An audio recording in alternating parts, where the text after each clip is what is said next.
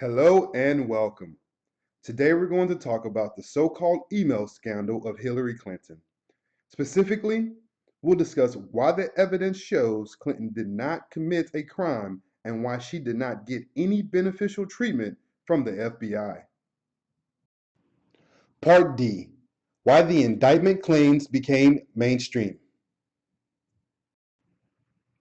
Despite all the evidence presented in prior parts of this video, why is it that so many people kept believing that a Clinton indictment was going to happen? The first reason for this was bogus claims in conservative media that already disliked and opposed Hillary Clinton. Brian Beutler discussed this in The New Republic a few days after FBI Director Comey's announcement in an article titled, quote, "The Return of Clinton Derangement Syndrome," end quote. It's not clear the syndrome ever went away, but here are some quotes from the article. Republicans in Congress and their conservative media allies largely brought this upon themselves. They were the ones who made right-wing sop out of baseless speculation. End quote. Beutler also said, quote, "But due to a strange brew of incentives that proved toxic, the competition for eyeballs, the lack of subject matter expertise, the industry's standard of repertorial balance, the mainstream media did nothing to puncture this myth. To the contrary, it treated the threat of indictment as a permanent question mark hovering over Clinton's campaign like a dark cloud. In a different media ecosystem, this wouldn't have happened. A mix of common sense and truly basic research and reporting would have established a consensus that Republicans were trying to gin up intrigue and damaging innuendo, but that an indictment was extraordinarily unlikely. Instead, the remote odds of one came to be seen as something like a 50-50 proposition, to the point where even professional Democrats began to worry Clinton might be charged with a felony and prosecuted. End quote. There is certainly plenty of evidence that many serial fabricators on the right, who had a history of making up nonsensical, false claims against the Clintons, thrived with their tall tales. Media Matters has documented this in great detail. However, Beutler understates the role of the traditional media.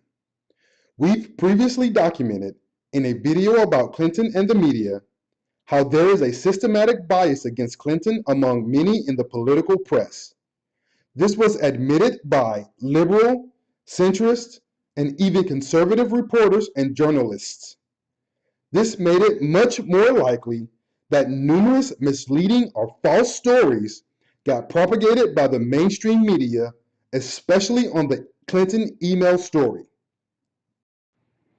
It is therefore appropriate that we do a flashback to a quote from our earlier video.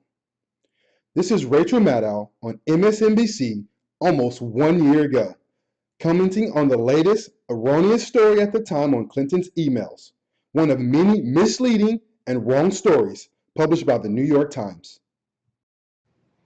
Quote, "It is also a reminder of the utterly bizarre relationship that the national media has with Hillary Clinton specifically. Basically, in the national media, everything Hillary Clinton does is a scandal. Remember when she was super guilty in Whitewater? Hillary Clinton is covered as if she is a convicted felon.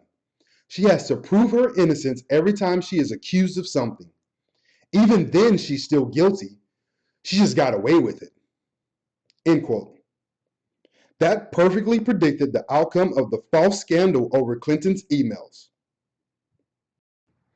We would be remiss if we did not point out a third factor as well: the trafficking of false anti-Clinton memes by a small number of pro-Sanders sites during the primary. For example, this included people like H.A. Goodman, a regular source of false stories about the race and about Clinton, as Bob Cesca pointed out in the Daily Banter. As Cesca said, quote, "Due to the fake news efforts of Goodman and others, The progressive movement is rapidly losing its credibility and at the very least is stripped of its high road posture. End quote. With people like Goodman and even the occasional Sanders surrogate like Susan Sarandon trafficking in, let's call it indictment porn, to bring some levity into this, is it any surprise that there were headlines like this in the New York Times? Quote, die-hard Bernie Sanders backers see FBI as answer to their prayers. End quote. To watch the remaining parts of this video and to discover other such videos, go to electionado.com.